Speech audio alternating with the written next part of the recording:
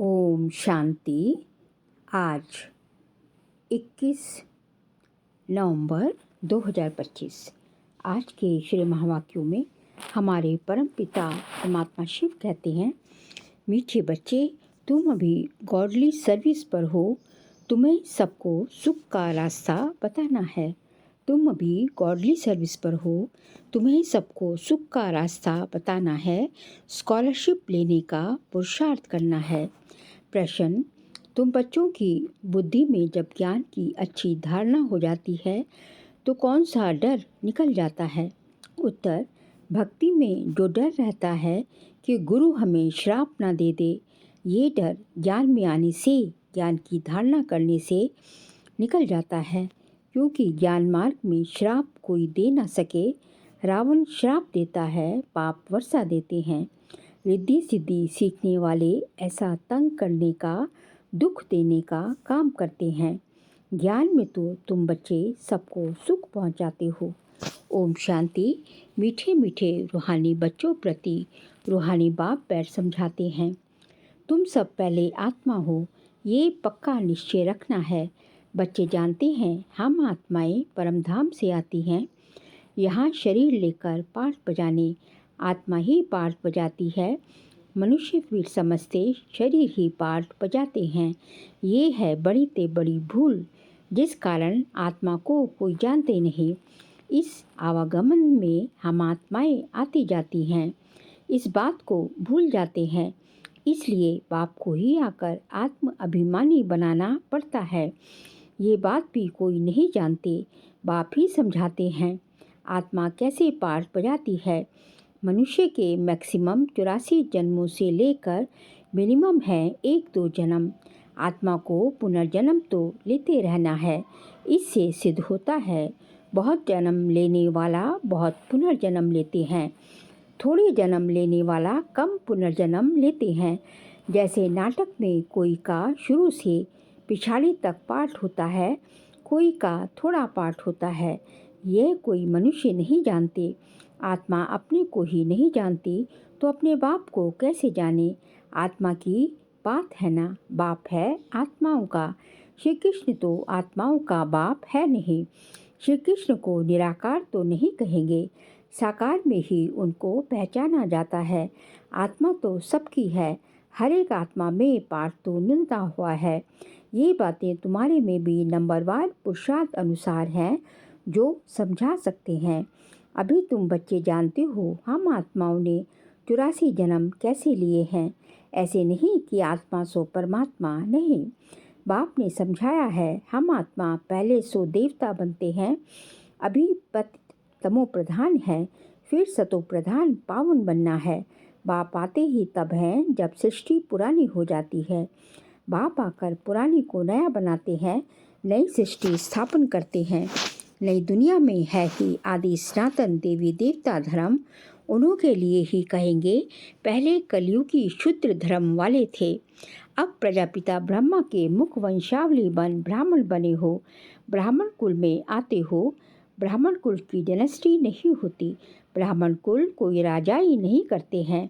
इस समय भारत में न ब्राह्मण कुल राजाई करते न शूद्र कुल राजाई करते। दोनों को राजाई नहीं है, फिर भी उनका प्रजा पे प्रजा का राज्य तो चलता है। तुम ब्राह्मणों का कोई राज्य नहीं है, तुम स्टूडेंट पढ़ते हो। बाप तुमको ही समझाते हैं ये 84 का चक्र कैसे फिरता है। सतयुग, त्रेता, द्वापर, कलयुग, फिर होता है संगम युग। इस संगम युग जैसी महिमा और कोई युग की नहीं है। ये है पुरुषोत्तम संगम युग। सतयुग से त्रेता में आते हैं, 2 कला कम होती है तो उनकी महिमा क्या करेंगे। गिरने की महिमा थोड़ी ही होती है। कलयुग को कहा जाता है पुरानी दुनिया, अब नई दुनिया स्थापन होनी है, जहाँ देवी देवताओं का राज्य होता है। वह पुरुषोत्तम थे, फिर कला कम होते होते कनिष्ठ शुद्र बुद्धि बन जाते हैं। उनको पत्थर बुद्धि भी कहा जाता है। ऐसे पत्थर बुद्धि बन जाते हैं जो जिनकी पूजा करते हैं उनकी जीवन कहानी को भी नहीं जानते। बच्चे बाप का जीवन ना जाने तो वर्षा कैसे मिले। अभी तुम बच्चे बाप के जीवन को जानते हो, उनसे तुमको वर्षा मिल रहा है। बेहद के बाप को याद करते हो। तुम मात पिता हम बालक तेरे कहते हो तो जरूर बाप आया होगा, तब तो सुख घनेरे दिए होंगे ना। बाप कहते हैं मैं आया हूँ, अथाह सुख तुम बच्चों को देता हूँ। बच्चों की बुद्धि में ये नॉलेज अच्छी रीति रहनी चाहिए, इसलिए तुम स्वदर्शन चक्रधारी बनते हो। तुमको अब ज्ञान का तीसरा नेत्र मिला है।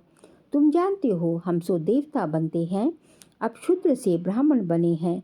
कलयुगी ब्राह्मण भी हैं तो सही ना, तो वो ब्राह्मण लोग जानते नहीं कि हमारा धर्म अथवा कुल कब स्थापन हुआ, क्योंकि वह है ही कलयुगी। तुम अभी डायरेक्ट प्रजापिता ब्रह्मा की संतान बने हो और सबसे ऊंच कोटि के हो। बाप बैठ तुमको तुम्हारी पढ़ाई की सर्विस, संभालने की सर्विस और श्रृंगारने की सर्विस करते हैं। तुम भी हो ऑन गॉडली सर्विस। तुम भी हो on godly service only. Godfather भी कहते हैं हम आए हैं सब बच्चों की सर्विस में। बच्चों को सुख का रास्ता बताना है। बाप कहते हैं अब घर चलो। मनुष्य भक्ति भी करते हैं मुक्ति के लिए, जरूर जीवन में बंधन है। बाप आकर इन दुखों से छुड़ाते हैं। तुम बच्चे जानते हो त्राही त्राही करेंगे, हाहाकार के बाद जय जयकार होती है। अब तुम्हारी बुद्धि में है कितनी हाय हाय करेंगे जब नेचुरल कैलेमिटीज़ आदि होंगी। यूरोपवासी यादव भी हैं, बाप ने समझाया है। यूरोपवासियों को यादव कहा जाता है। दिखाते हैं पेट से मुसल निकले, फिर श्राप दिया। अब श्राप आदि की तो कोई बात ही नहीं, ये तो ड्रामा है। बाप वर्षा देते हैं, रावण श्राप देते हैं। ये एक खेल बना है। बाकी श्राप देने वाले तो दूसरे मनुष्य होते हैं, उस श्राप को उतारने वाले भी होते हैं। गुरु गोसाई आदि से भी मनुष्य लोग डरते हैं कि लोग कोई श्राप ना दे दे। वास्तव में ज्ञान मार्ग में श्राप कोई दे ना सके। ज्ञान मार्ग और भक्ति मार्ग में श्राप की कोई बात नहीं। जो रिद्धि सिद्धि आदि सीखते हैं वो श्राप देते हैं, लोगों को बहुत दुखी कर देते हैं, पैसे भी बहुत कमाते हैं। भक्त लोग ये काम नहीं करते। बाबा ने ये भी समझाया है संगम के साथ पुरुषोत्तम अक्षर जरूर लिखो, त्रिमूर्ति अक्षर भी जरूर लिखना है और प्रजापिता अक्षर भी जरूरी है, क्योंकि ब्रह्मा नाप भी बहुतों के हैं। प्रजापिता अक्षर लिखेंगे तो समझेंगे साकार में प्रजापिता ठहरा। सिर्फ ब्रह्मा लिखने से सूक्ष्म वतन वाला समझ लेते हैं। ब्रह्मा विष्णु शंकर को भगवान कह देते हैं, प्रजापिता कहेंगे तो समझा सकते हो। प्रजापिता तो यहाँ है, सूक्ष्म वतन में कैसे हो सकता है। विष्णु को तो दिखाते हैं ब्रह्मा की नाभि से निकला। तुम बच्चों को भी ज्ञान मिला है, नाभि आदि की कोई बात ही नहीं। ब्रह्मा सो विष्णु, विष्णु सो ब्रह्मा कैसे बनते हैं। सारे चक्र का ज्ञान तुम इन चित्रों से समझा सकते हो। बिगड़ चित्र समझाने में मेहनत लगती है। ब्रह्मा सो विष्णु, विष्णु सो ब्रह्मा बनते हैं। लक्ष्मी नारायण 84 का चक्र लगाकर फिर ब्रह्मा सरस्वती बनते हैं। बाबा ने पहले से नाम दे दिए हैं। जब भट्टी बनी तो नाम दिए, फिर कितने चले गए इसलिए समझाया है। ब्राह्मणों की माला होती नहीं, क्योंकि ब्राह्मण है पुरुषार्थी, कभी नीचे कभी ऊपर होते रहते हैं। ग्रहचारी बैठती है। बाबा तो जवाहरी था। मोतियों आदि की माला कैसे बनती है, अनुभवी है। ब्राह्मणों की माला पिछाड़ी में बनती है। हम सो ब्राह्मण देवी गुण धारण कर देवता बनते हैं। फिर सीढ़ी उतरनी है, नहीं तो 84 जन्म कैसे लेंगे। 84 जन्मों के हिसाब से ये निकल सकते हैं। तुम्हारा आधा समय पूरा होता है, तब दूसरे धर्म वाले ऐड होते हैं। माला बनाने में बड़ी मेहनत लगती है। बड़ी संभाल से मोतियों को टेबल पर रखा जाता है कि कहाँ हिले नहीं। फिर सुई से डाला जाता है, कहाँ ठीक ना बने तो फिर माला तोड़नी पड़े। ये तो बहुत बड़ी माला है। तुम बच्चे जानते हो, हम पढ़ते हैं नई दुनिया के लिए। बाबा ने समझाया है कि स्लोगन बनाओ, हम शूद्र सो ब्राह्मण, ब्राह्मण सो देवता कैसे बनते हैं। आकर समझो, इस चक्र को जानने से तुम चक्रवर्ती राजा बनेंगे। स्वर्ग का मालिक बन जाएंगे। ऐसे स्लोगन बनाकर बच्चों को सिखलाना चाहिए। बाबा युक्तियाँ तो बहुत बतलाते हैं, वास्तव में वैल्यू तुम्हारी है। तुमको हीरो हीरोइन का पार्ट मिलता है, हीरे जैसा तुम बनते हो, फिर 84 का चक्र लगाए कौड़ी मिसल बनते हो। अब जबकि हीरे जैसा जन्म मिलता है तो कौड़ियों पिछाड़ी क्यों पड़ते हो? ऐसे भी नहीं कोई घर बार छोड़ना है। बाबा तो कहते हैं गृहस्थ व्यवहार में रहते कमल फूल समान पवित्र रहो और सृष्टि चक्र की नॉलेज को जानकर देवी गुण भी धारण करो तो तुम हीरे जैसा बन जाएंगे। बरोबर भारत 5000 वर्ष पहले हीरे जैसा था। ये है एम ऑब्जेक्ट। इस चित्र को, लक्ष्मी नारायण के चित्र को बहुत महत्व देना है। तुम बच्चों को बहुत सर्विस करनी है। प्रदर्शनी म्यूजियम में विहंगमार की सर्विस बिगड़ तुम प्रजा कैसे बनाएंगे? भल इस ज्ञान को सुनते भी हैं, परंतु ऊंच पद कोई बिल्ले पाते हैं। उसके लिए ही कहा जाता है कोटों में कोई स्कॉलरशिप भी कोई लेते हैं ना। 40-50 बच्चे स्कूल में होते हैं, उनसे कोई एक स्कॉलरशिप लेता है। कोई थोड़ा प्लस में आ जाता है तो उनको भी देते हैं। ये भी ऐसे है, प्लस में बहुत हैं, 8 दाने हैं, सो भी नंबरवार है ना। वह पहले पहले राजगद्दी पर बैठेंगे, फिर कला कम होती जाएगी। लक्ष्मी नारायण का चित्र है नंबर 1, उनकी भी डायनेस्टी चलती है, परंतु चित्र लक्ष्मी नारायण का ही दिया हुआ है। यहाँ तुम जानते हो चित्र तो बदलते जाते हैं। चित्र देने से क्या फ़ायदा? नाम रूप देश काल सब बदल जाता है। मीठे मीठे रूहानी बच्चों को रूहानी बाप बैठ समझाते हैं। कल पहले भी बाप ने समझाया था। ऐसे नहीं श्री कृष्ण ने गोप गोपियों को सुनाया। श्री कृष्ण के गोप गोपियाँ होती नहीं, ना उनको ज्ञान सिखाया जाता है। वह तो है ही सतयुग का फर्स्ट प्रिंस। वहाँ कैसे राजयोग सिखाएंगे? वह पतित को पावन बनाएंगे। अब तुम अपने बाप को याद करो। बाप फिर टीचर भी है। टीचर को स्टूडेंट कभी भूल न सके, बाप को बच्चे भूल न सके, गुरु को भी भूल न सके। बाप तो जन्म से ही होता है, टीचर 5 वर्ष बाद मिलता है, फिर गुरु वानप्रस्थ में मिलता है। जन्म से ही गुरु करने का तो कोई फ़ायदा नहीं। गुरु की गोद लेकर भी दूसरे दिन मर जाते हैं। फिर गुरु क्या करते हैं? गाते भी हैं सतगुरु बेगर गति नहीं। सतगुरु को छोड़ वह फिर गुरु कह देते। गुरु तो ढेर हैं। बाबा कहते हैं बच्चे तुम्हें कोई देधारी गुरु आदि करने की दरकार नहीं। तुम्हें किसी से भी कुछ मांगना नहीं है। कहा भी जाता है मांगने से मरना भला। सबको चिंता रहती है हम कैसे अपने पैसे ट्रांसफ़र करें।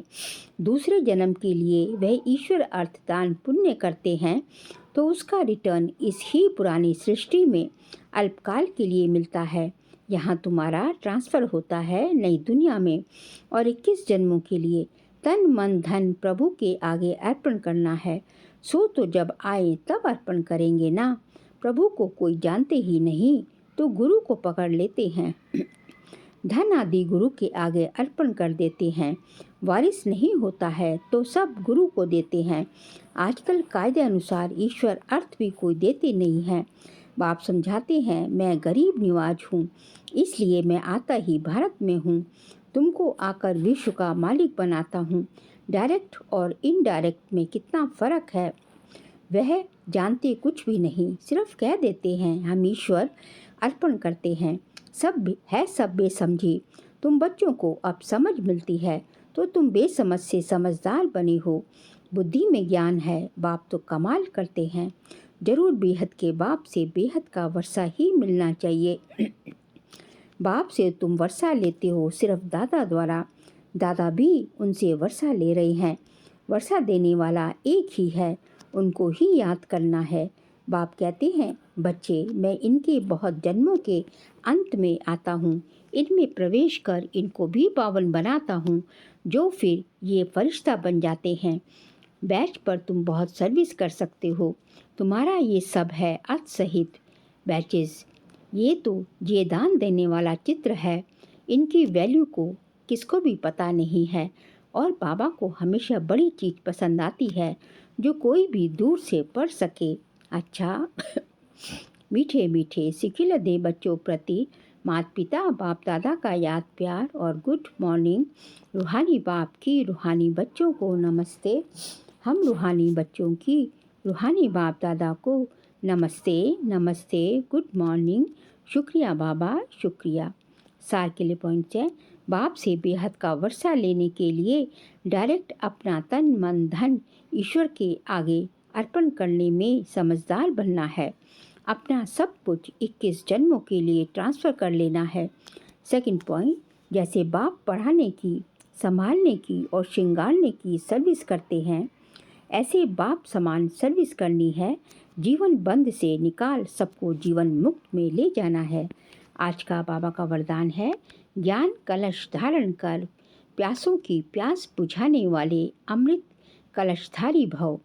ज्ञान कलश धारण कर प्यासों की प्यास बुझाने वाले अमृत कलशधारी भव। अभी मेजॉरिटी आत्माएं प्रकृति के अल्पकाल के साधनों से आत्मिक शांति प्राप्त करने के लिए बने हुए अल्पज्ञ स्थानों से परमात्मा मिलन मनाने के ठेकेदारों से थक गए हैं, निराश हो गए हैं, समझते हैं सत्य कुछ और ही है, प्राप्ति के प्यासे हैं। ऐसी प्यासी आत्माओं को आत्मिक परिचय, परमात्मा परिचय की यथार्थ बूंद भी तृप्त आत्मा बना देगी। इसलिए ज्ञान कलश धारण कर प्यासों की प्यास बुझाओ, अमृत कलश सदा साथ रहे, अमर बनो और अमर बनाओ। स्लोगन, एडजस्ट होने की कला को लक्ष्य बना लो तो सहज संपूर्ण बन जाएंगे। एडजस्ट होने की कला को लक्ष्य बना लो तो सहज संपूर्ण बन जाएंगे। बाबा कहते हैं कि जिसके अंदर जो है सब जगह एडजस्ट होने की कला आती है, मतलब सब जगह वो अपने को परिस्थिति के अकॉर्डिंग, सर्कमस्टांसिस के अकॉर्डिंग अपने आप को सेट कर लेता है, एडजस्ट हो जाता है। तो वो जो है उसको यदि एडजस्ट होने की, यदि ऐसा लक्ष्य ही बना लें कि जहाँ भी जैसा भी परिस्थिति हो, जैसा भी टाइम हो, हमें उसके अकॉर्डिंग एडजस्ट होना ही है। तो फिर जब ये अपने अंदर शक्ति आ गई, पावर टू एडजस्ट जो है, तो फिर तो जो है आपने बाजी जीत ली। तो फिर संपूर्ण बनने में, सहज संपूर्ण बनने में आपको कोई नहीं आपको रोक सकता। तो अपने आप को, अपने अंदर ये कला बहुत बहुत डेवलप करनी है। फिर 6 नवंबर मास का व्यक्ति इशारे का सब्जेक्ट है, अशरीरी व विदेही स्थिति का अभ्यास बढ़ाओ। आज का पॉइंट है, अशरीरी बनने के लिए समेटने की शक्ति। अशरीरी बनने के लिए बाबा ने कहा, अशरीरी बनने के लिए समेटने की शक्ति बहुत आवश्यक है। अपने देह अभिमान के संकल्प को, देह के दुनिया की परिस्थितियों के संकल्प को समेटना है। घर जाने के संकल्प के सिवाय अन्य किसी संकल्प का विस्तार ना हो। बस यही संकल्प हो कि अब अपने घर गया कि गया। अनुभव करो कि मैं आत्मा इस आकाश तत्व से भी पार उड़ती हुई जा रही हूँ। इसके लिए अब से अकाल तख्त नशीन होने का अभ्यास बढ़ाओ, क्योंकि हमें कहाँ जाना है, अपने घर जाना है। अब अंत का भी अंत है और फिर अब जो है हमें अपने घर शांति धाम जाना है। तो वहाँ शांति धाम जाना है तो सब कुछ जो है समेट, जितना भी हम इस जो है साकार सृष्टि में आके जितना भी अपना विस्तार करते हैं, अपने संबंधी दे के पदार्थ, दे के वैभव, सब जितना भी जो है, जितना भी विस्तार हो जाता है, दे के संबंध जितना भी विस्तार हो जाता है, उसको समेटना पड़ेगा। क्योंकि जब तक समेटेंगे नहीं तो फिर जो है बुद्धि वहाँ जाती जाएगी, और बुद्धि वहाँ जाती जाएगी तो फिर जो है आप जो है शरीरी बन ही नहीं सकते। तो इसलिए समेटने की शक्ति जो है बहुत ज़रूरी है। और जो है इसके लिए जो है क्या करना पड़ेगा, हमें जो है बाबा कहते हैं आत्मिक स्थिति का, अकाल तख्त नशीन होने का अभ्यास बढ़ाना पड़ेगा। मतलब आत्म अभिमानी स्थिति का बहुत बहुत अभ्यास करना पड़ेगा, तभी जो है हम जो है अशरीरी सहज रूप से बन पाएंगे। अच्छा, ओम शांति।